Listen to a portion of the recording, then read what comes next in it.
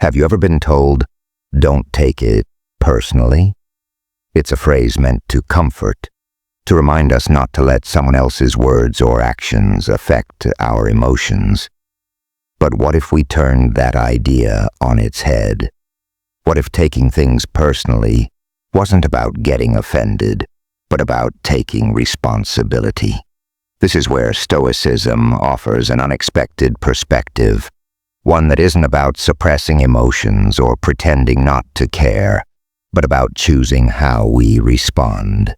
Stoicism, an ancient philosophy rooted in reason, control, and virtue, is often misunderstood.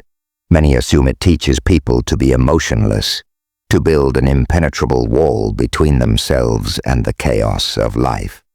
In reality, Stoicism does not reject emotions, but rather encourages mastery over them. It is not about feeling less, it is about feeling wisely. At its core, Stoicism is a philosophy of strength, resilience, and self-governance.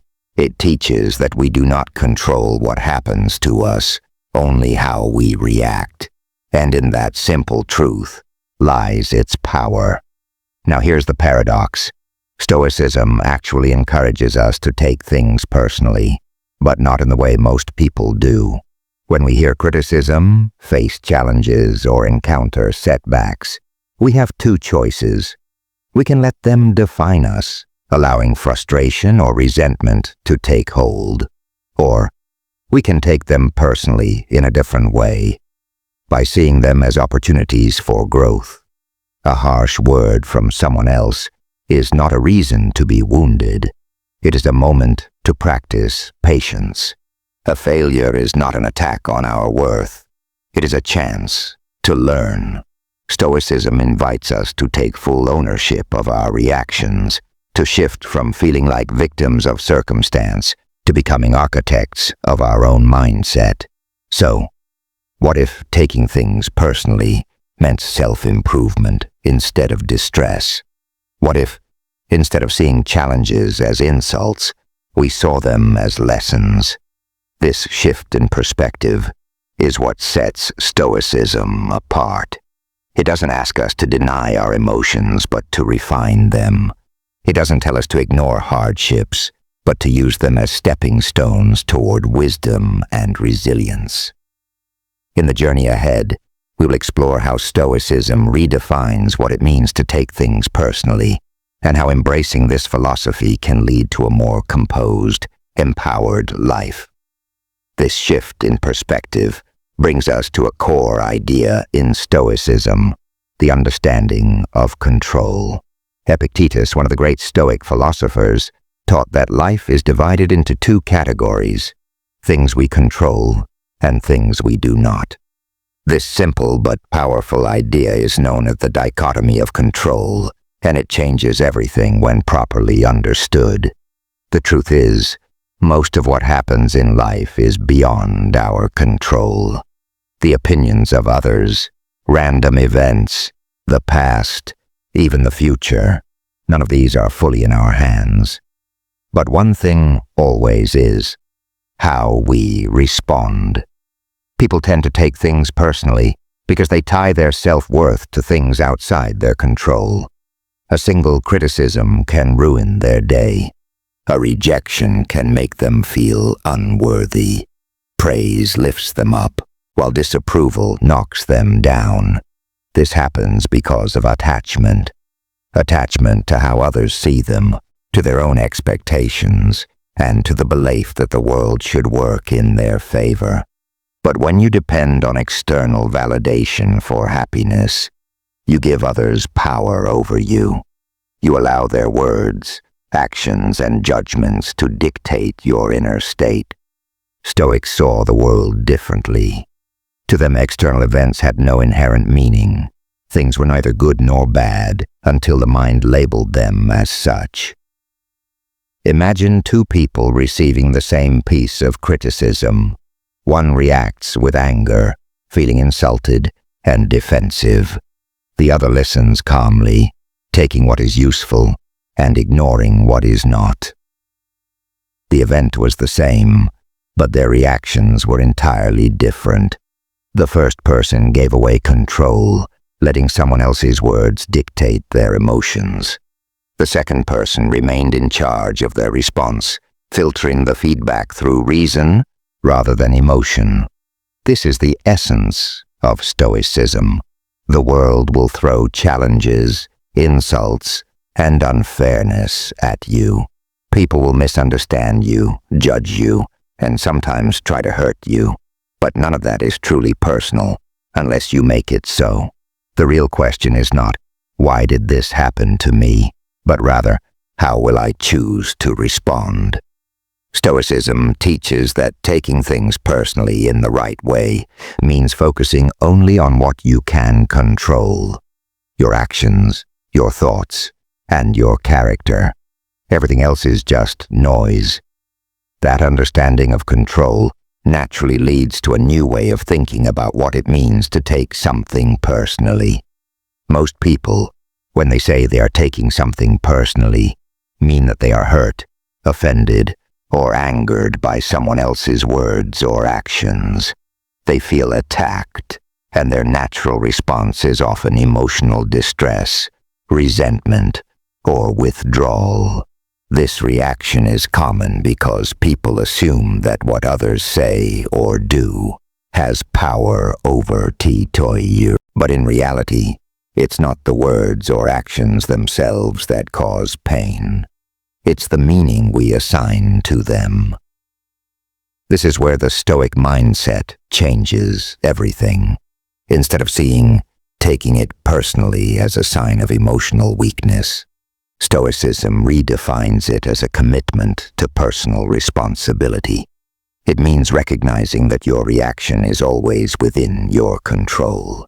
Marcus Aurelius, the Roman emperor and Stoic philosopher, put it simply, you have power over your mind, not outside events. Realize this, and you will find strength. In other words, you cannot stop people from criticizing you, from making mistakes, or from treating you unfairly. But you can choose how to interpret those moments. You can take them personally in a way that helps you grow, rather than allowing them to tear you down. Imagine someone criticizing your work. The typical reaction might be to feel hurt, get defensive, or dismiss their opinion entirely. But a Stoic sees this differently. They ask, is there truth in this feedback? If the answer is yes, then it's a valuable opportunity for improvement. If the answer is no, then why waste energy on it? Either way, the Stoic takes it personally only in the sense that they use the moment for self-improvement, not self-destruction. This perspective extends beyond words. It applies to life's hardships as well. Challenges, setbacks, and failures are often seen as personal defeats, things to be ashamed of or frustrated by. But a Stoic sees them as training. Just as a blacksmith tempers steel through fire, life strengthens you through difficulty. Every hardship is an opportunity to build resilience. Every moment of discomfort is a test of your discipline. Instead of asking, why is this happening to me? The Stoic asks, how can this make me stronger? This is a radical shift in thinking, but it has immense power. It means that nothing can truly harm you unless you allow it to. It means that insults become meaningless unless you give them weight. It means that struggles become lessons instead of punishments. Taking things personally in the Stoic way is not about being fragile. It's about taking responsibility for how you interpret the world. It's about using every experience, good or bad, to become wiser, stronger, and more in control of yourself. This way of thinking challenges one of the biggest reasons people take things personally, their ego. When someone criticizes us, ignores us, or treats us unfairly, it feels like an attack on who we are. That sting of offense comes from a deep desire to protect our self-image. We want to be respected, valued, and understood. And when something threatens that, emotions take over. But if we step back, we see that the pain isn't caused by the situation itself. It's caused by our own attachment to how we want to be perceived. The Stoics understood this well. They recognized that there is a difference between a healthy sense of self-respect and an inflated ego. A Stoic values their character and principles, but does not cling to a fragile sense of pride. An inflated ego, on the other hand, makes every interaction feel personal because it constantly seeks approval and validation. When someone criticizes a person with an inflated ego, they react defensively, as if their entire worth is under attack. But a Stoic does not depend on others to define their value. They remain steady, knowing that their dignity comes from within, not from outside opinions. Seneca, one of the great Stoic thinkers, had a simple but powerful insight. An insult is only effective if you accept it. This means that no one has the power to offend you unless you give them that power.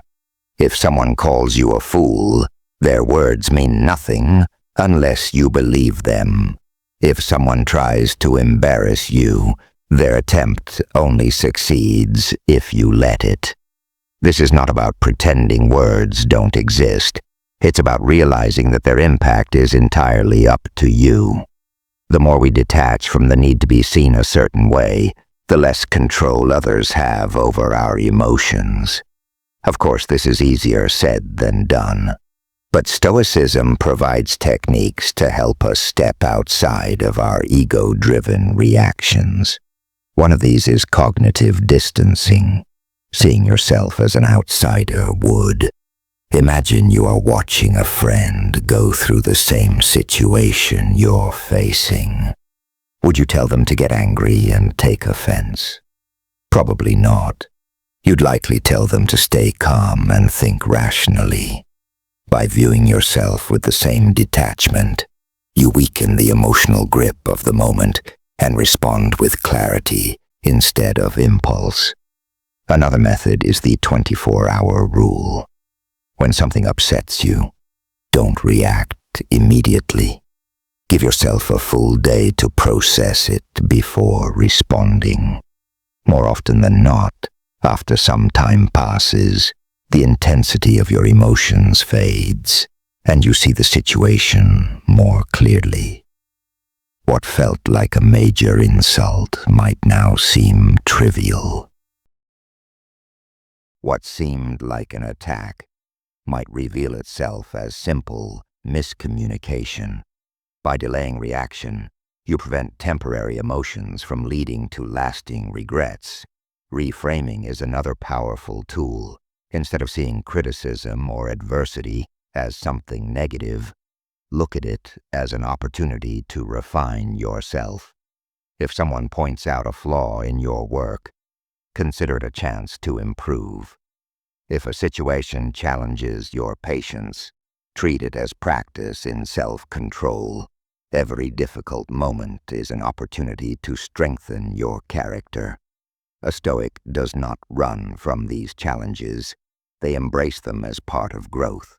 This shift in mindset is what allows Stoics to remain unshaken in the face of criticism, insults, and setbacks.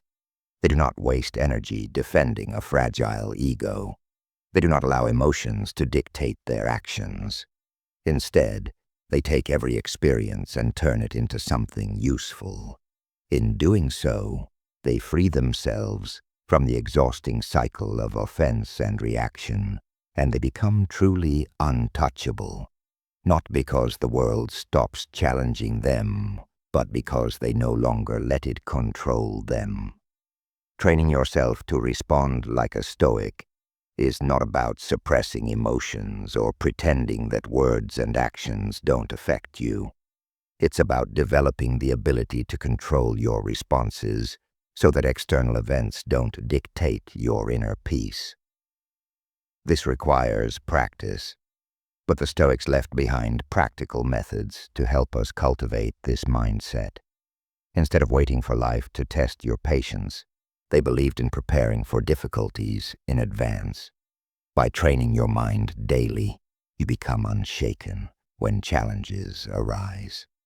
One of the most effective Stoic techniques is negative visualization, or premeditatio malorum, which means the premeditation of evils. The idea is simple. Expect adversity so that it doesn't take you by surprise. If you imagine losing something you value, you appreciate it more while you have it. If you consider the possibility of failure, you're not devastated when setbacks happen. By preparing yourself mentally for criticism, a rejection, or insults, you remove their sting before they even occur. When the moment arrives, you're not caught off guard. You've already rehearsed your response. Another powerful tool is journaling. The Stoics, especially Marcus Aurelius, believed in writing as a way to process emotions and improve reactions. By reflecting on your daily experiences, you gain insight into your own patterns. What made you upset today? Was the problem the situation itself, or your interpretation of it? How could you have responded differently? Writing about these moments helps you become more aware of your emotional triggers and trains you to react with reason instead of impulse. Over time, this practice rewires your thinking, making Stoic principles a natural part of your responses. Perspective shifting is another essential Stoic practice, known as the view from above. This exercise involves stepping back and seeing the bigger picture. Imagine looking at your life from a great distance, like a bird soaring above, or even from space. From this perspective, your personal struggles seem smaller, and you realize how temporary they are. The rude comment from a stranger, the criticism from a coworker, or the rejection from a friend. None of these moments define you in the grand scheme of things. You are just one person in a vast universe, and your challenges are fleeting. This detachment allows you to remain calm and avoid overreacting to minor offenses. Voluntary discomfort is another key Stoic exercise. The idea is that by intentionally putting yourself through small hardships, you build mental strength for when real difficulties arise. Seneca, for example, would occasionally live as if he had nothing, wearing simple clothes, eating basic food, and sleeping on the floor, to remind himself that he could endure loss if it ever came. In modern life, this could mean fasting for a day, taking cold showers, or doing something outside your comfort zone. By exposing yourself to controlled discomfort, you train yourself to handle unexpected challenges with resilience. When adversity arrives, you won't panic. You'll recognize it as just another opportunity to practice self-control. These Stoic practices are not just theories. They're meant to be applied in real situations. Imagine receiving harsh feedback at work. The instinctive reaction might be to feel defensive, insulted, or discouraged. But a Stoic would pause and analyze the feedback objectively. Is there truth in it? If so, it's an opportunity to improve. If not, then it holds no real power over them. They don't react emotionally because they understand that criticism, whether fair or unfair, is just an external event that only affects them if they allow it to. Now picture someone insulting you, whether online or in person. A non-Stoic might react with anger, feeling the need to defend themselves. A Stoic, however, would see the insult for what it is, just words. They would recall Seneca's wisdom. An insult is only effective if you accept it. If someone calls them a fool, but they know themselves to be intelligent, why should they be bothered? If the insult is true, they can learn from it. If it's false, it's meaningless. Either way, their inner peace remains untouched. Rejection and failure are other common sources of emotional distress. A Stoic does not view failure as a personal attack or a reflection of their worth. Instead, they see it as a necessary part of growth. Marcus Aurelius reminds us, what stands in the way becomes the way. Every setback is an opportunity to develop resilience. If they don't get the job, they use the experience to prepare better for the next one. If they face rejection in relationships, they understand that it's not about them. It's simply part of life. They do not take it as a personal failure, but as another lesson in their journey. By training your mind with these Stoic techniques, you develop an unshakable inner strength. You stop reacting impulsively, stop seeking constant validation, and stop letting external events control your emotions. Instead, you take full responsibility for your interpretations and responses. The world does not change, but your experience of it does. What once felt personal no longer disturbs your peace, and you find yourself moving through life with a newfound sense of calm, clarity, and control. Applying Stoic detachment in everyday life is where this philosophy truly becomes powerful. It's one thing to understand these ideas, but the real test is using them in situations that challenge your patience, ego, and emotions. The world is unpredictable, people can be difficult, and setbacks are inevitable. But when you train yourself to detach from what you cannot control and focus on your response, you free yourself from unnecessary suffering. In the workplace, dealing with difficult colleagues or bosses is a common source of stress. Maybe a coworker takes credit for your idea, or your manager criticizes your work unfairly. The natural reaction might be frustration or resentment, but a Stoic sees this differently. Instead of focusing on the unfairness, they ask, what is within my control? They can't change how others act, but they can control how they respond. If feedback is valid, they use it to improve. If it's not, they let it go without wasting energy on anger. They remind themselves that workplace dynamics are part of life, and their peace of mind is not worth sacrificing over someone else's behavior. In relationships, conflicts are inevitable. Whether it's a disagreement with a partner, a family member, or a friend, emotions can easily take over. But a Stoic understands that reacting with anger or defensiveness only makes things worse. Instead of immediately lashing out, they pause. They consider whether their emotions are clouding their judgment. They ask themselves, is my ego hurt, or is there something constructive here? By choosing reason over impulse, they can communicate more effectively, resolve conflicts with clarity, and avoid unnecessary drama. This doesn't mean suppressing feelings. It means not letting feelings dictate destructive reactions. Social media has made it easier than ever to take things personally. A single comment can ruin someone's day. People argue over opinions, seek validation through likes, and react emotionally to things that don't truly matter. But Stoicism teaches that external approval is fleeting, and that the opinions of strangers should not have power over your inner peace. If someone insults you online, what have you lost? Nothing, unless you allow it to affect you. Instead of engaging in pointless arguments, a Stoic either ignores or responds with measured calm. They know that opinions are not facts, and that their self-worth isn't determined by internet debates.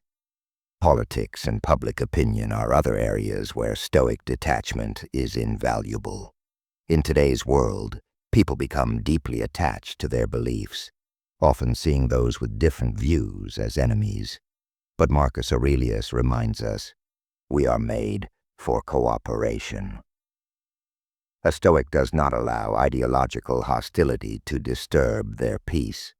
They recognize that people are shaped by different experiences, and that emotional reactions rarely change minds. Instead of getting caught up in outrage, they focus on their own actions, debating rationally, seeking understanding, and not allowing external conflicts to consume them. Mastering the Stoic mindset is not about becoming indifferent or emotionless. It's about gaining control over how you experience life. Taking things personally in the Stoic way doesn't mean being offended. It means taking responsibility for your reaction.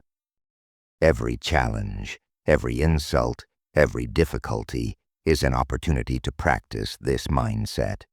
The more you train yourself to respond with reason instead of emotion, the more resilient you become. The key takeaway is simple.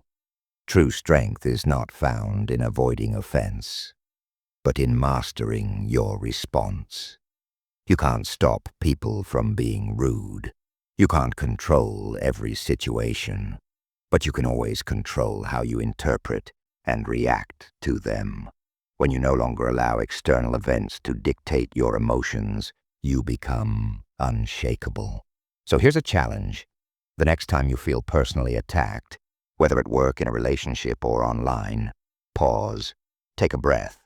Ask yourself, is this worth my peace? Then respond as a Stoic would. With time and practice, you'll find that what once upset you no longer holds power over you. And that is true freedom.